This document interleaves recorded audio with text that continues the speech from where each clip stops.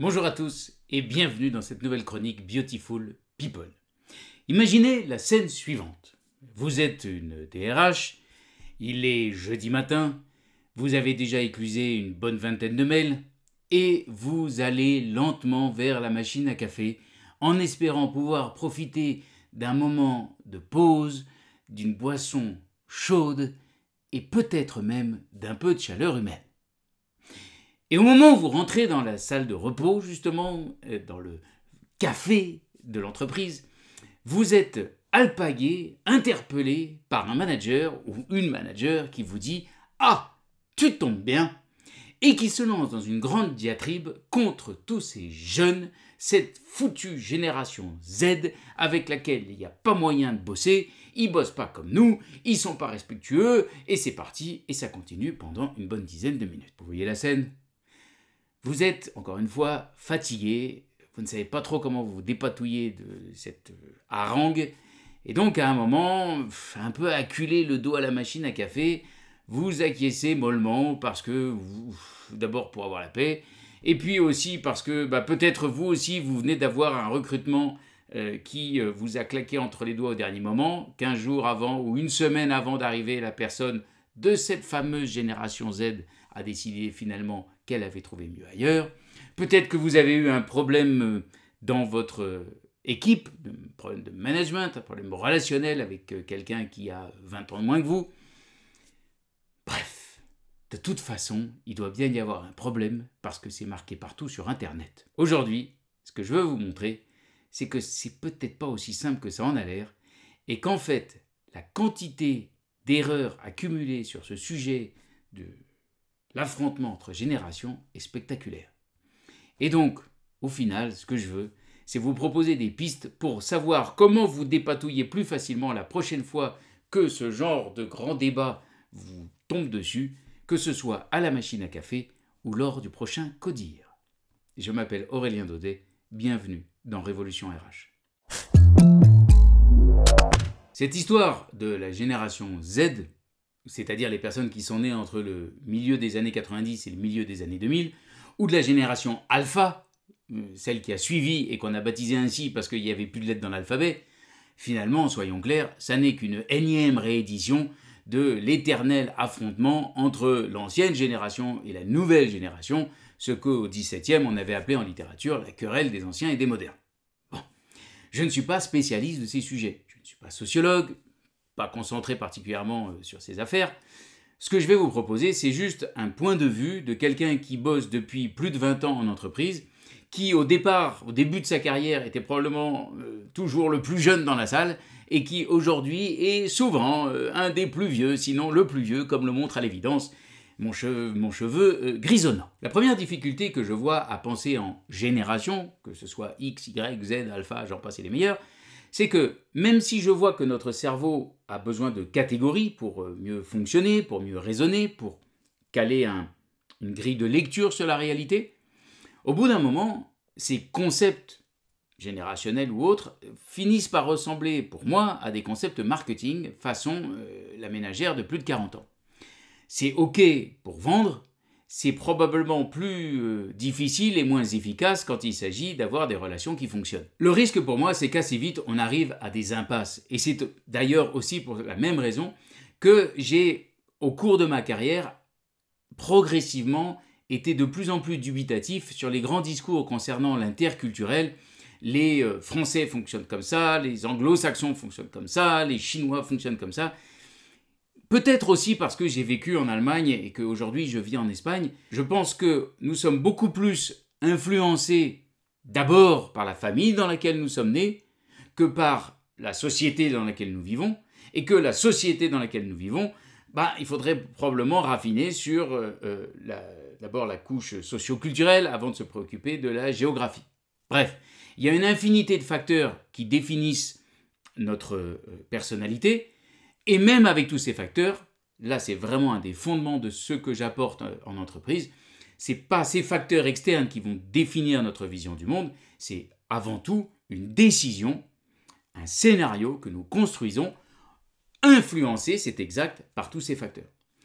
Une fois que je vous ai dit tout ça, raisonner et mettre dans le même dans la même case, dans le même moule, une génération tout entière, me paraît compliqué. Deuxième chose qui fait que comparer ces deux générations alors que le temps s'est écoulé est impossible, c'est que pour que ce soit une comparaison juste, il faudrait comparer comment eux aujourd'hui se comportent à leur âge et comment nous, à leur âge, nous nous serions comportés aujourd'hui. C'est-à-dire que dans l'intervalle, le monde a bougé et qu'il faudrait imaginer comment notre nous d'il y a 20 ou 30 ans se comporterait dans le monde d'aujourd'hui. Et ça, bien évidemment, c'est de la science-fiction, nous sommes bien incapables d'imaginer comment ça se passerait. Pourquoi est-ce que nous continuons à fonctionner dans cette opposition entre les générations ? Encore une fois, je ne suis pas sociologue, pas philosophe, mais ça fait un certain temps que j'observe les mutations, ne serait-ce que dans le monde des entreprises. La première idée que j'ai, c'est que nous vivons dans un monde dans lequel les mutations se font à un rythme probablement rarement vu dans les siècles et les millénaires précédents. Que ce soit des mutations économiques, technologiques, des mutations sociales, des mutations culturelles et même des mutations métaphysiques dans notre rapport au monde et à l'au-delà. Tout ceci bouge à une telle vitesse. Rajoutez à ça un certain nombre d'inquiétudes globales sur qu'est-ce que le monde, par exemple, va devenir, l'avenir de notre planète. On en parle probablement plus qu'on n'en a jamais parlé. Toutes ces tensions internes, externes, me semble-t-il, peuvent pousser un certain nombre d'entre nous à se dire « Mais enfin, je n'en peux plus de ce flux permanent, j'ai besoin de cohérence. » Et quand on a besoin de cohérence, à quoi on se raccroche ? Un certain nombre de certitudes en rejetant tout ce qui n'est pas comme nous. Quatrième piste de réflexion à propos de cette fameuse génération Z. Quand j'écoute un certain nombre de personnes, encore une fois, plutôt de mon âge, 50 et des, qui partent dans des colères ou des saintes colères contre la génération Z, son absence d'engagement, son rapport différent au travail, etc. Parfois, j'ai l'impression d'entendre l'aîné de famille, et j'en suis un, qui part dans le même genre de sainte colère contre le Benjamin, qui, alors que moi, l'aîné, je me suis engagé à fond, j'ai tout fait pour respecter les injonctions qui m'ont été transmises, je vois le petit dernier ou la petite dernière qui n'en a strictement rien à faire et qui va se marrer à l'autre bout de la planète, part en voyage et décide que finalement, la carrière, on verra après. Peut-être que dans tout ça, donc, dans cet affrontement entre générations, il y aurait une forme d'envie pour quelqu'un qui ne suit pas le modèle que moi, je me suis obligé à suivre, mais un peu comme dans certaines entreprises, quand on voit des personnes qui ont eu un certain nombre d'années d'expérience dans l'entreprise et qui me disent ou qui disent « Mais enfin, moi, j'en ai quand même sévèrement bavé, je ne vois pas pourquoi lui ou elle n'en baverait pas autant. » Derrière cette envie, peut-être qu'il y a au fond caché quelque chose de beaucoup plus tendre, de beaucoup plus joyeux, qui est « En fait, j'aimerais beaucoup faire comme eux. » Peut-être que nous qui critiquons la génération Z parfois, peut-être que derrière nous aurions des choses à en retirer parce que cette colère que nous avons, ça nous indiquerait ce que nous aimerions bien imiter. Cinquième piste de réflexion, à propos de la génération Z, et en réfléchissant au delta entre les personnes que j'entends le plus souvent critiquer cette génération et l'âge donc des personnes nées entre mi des années 90 et mi des années 2000, je me suis dit, pourquoi est-ce que moi, qui suis tellement comparable sur plein de points à ces personnes qui critiquent, pourquoi est-ce que je ne me sens pas du tout pris là-dedans et pourquoi au contraire, quand je bosse avec les gens de la génération Z dans mes coachings ou mes formations, pourquoi est-ce que très souvent, j'ai exactement le point de vue opposé et je me dis, waouh, je les trouve vachement sérieux, vachement engagés, hyper désireux d'apprendre, hyper désireux de mettre en pratique. Je me suis dit, la différence que j'ai, c'est que moi, j'ai pas d'enfant. Et donc, je me suis demandé si, peut-être, encore une fois, je ne suis pas spécialiste, les personnes qui critiquent la génération Z en mettant toutes ces personnes dans le même panier, dans quelle mesure ces personnes ne sont pas en train de coller sur les épaules de leurs collègues de travail la tête de leur enfant à peu près du même âge qui leur casse sévèrement les pieds au quotidien en ce moment. Et donc, plutôt qu'un affrontement entre générations, ce serait un affrontement entre parents et enfants. Et une réédition, alors là, encore plus ancienne et encore plus dans l'histoire de l'humanité, de parents qui aimeraient tellement que leurs enfants suivent le même chemin qu'eux, parce qu'ils veulent le meilleur pour leurs enfants. Et donc, pour sortir de cet affrontement entre générations, peut-être qu'au fond, ça reviendrait à sortir d'un affrontement entre parents et enfants. Peut-être, et c'est compliqué, j'ai cru comprendre, encore une fois, je ne suis pas parent, mais peut-être en acceptant que nos enfants ne nous appartiennent pas, que leur vie, c'est eux qui la conduisent, et que vous, parents, votre job, c'est de leur donner tous les outils et ensuite de les laisser faire leurs choix, par construction, qui ne sont pas ceux que vous auriez fait. Maintenant que je vous ai proposé toutes ces pistes de réflexion, et encore une fois, si vous en avez, donnez-les-moi, je serai très preneur, je me dis qu'il y a probablement deux manières simples de sortir de tout ça. La première, c'est de réfléchir à qu'est-ce que pourraient m'apporter des personnes qui n'ont pas le même âge que moi, qui sont effectivement les derniers arrivés dans la maison, mais qui du coup ont un œil neuf sur cette maison qui, depuis que moi j'y habite, cette maison a probablement changé.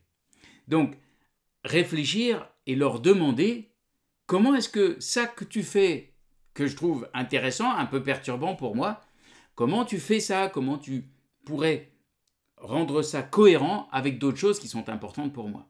Donc, s'intéresser, questionner, réfléchir à qu'est-ce qui est intéressant plutôt que qu'est-ce qui me rebute. Et deuxième chose, faire des demandes.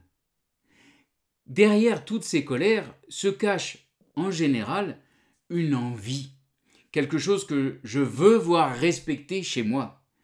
Et au lieu de dire « tu me saoules », disons « voilà ce qui est important pour moi ». Par exemple, faisons des demandes sur « j'ai besoin que tu respectes ma manière de faire ». J'ai besoin que tu écoutes mon opinion sur tel sujet. J'ai besoin de comprendre quelle est ma place dans l'organisation qui est en train d'évoluer à vitesse grand V. Faire des demandes, c'est la meilleure manière, et j'ai déjà eu souvent l'occasion de vous le dire, pour établir des contrats puissants entre des personnes qui, on se fiche bien de savoir de quelle génération elles viennent, mais qui structurellement, individuellement, sont différentes.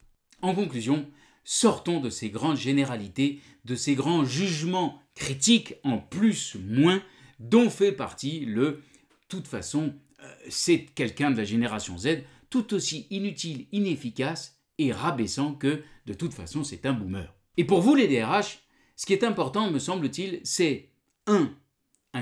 Vous interdire à vous en premier de rentrer dans ce genre de discours, de même utiliser le mot de génération Z. 2.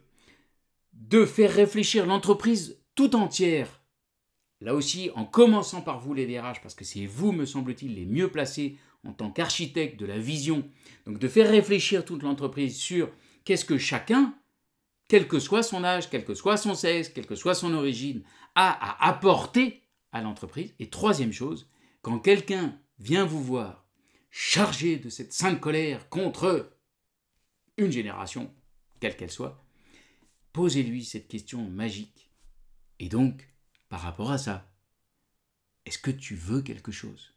Si vous faites ça, alors oui, en tant que DRH, vous serez reconnu comme un levier, un pivot, quelqu'un qui fournit des solutions, non pas des solutions toutes faites, mais quelqu'un qui fournit des solutions en faisant réfléchir la personne qui vient la voir. Et ça, me semble-t-il, c'est la source d'une vraie puissance. Et si la DRH est puissante, alors l'entreprise sera puissante. Très bonne semaine.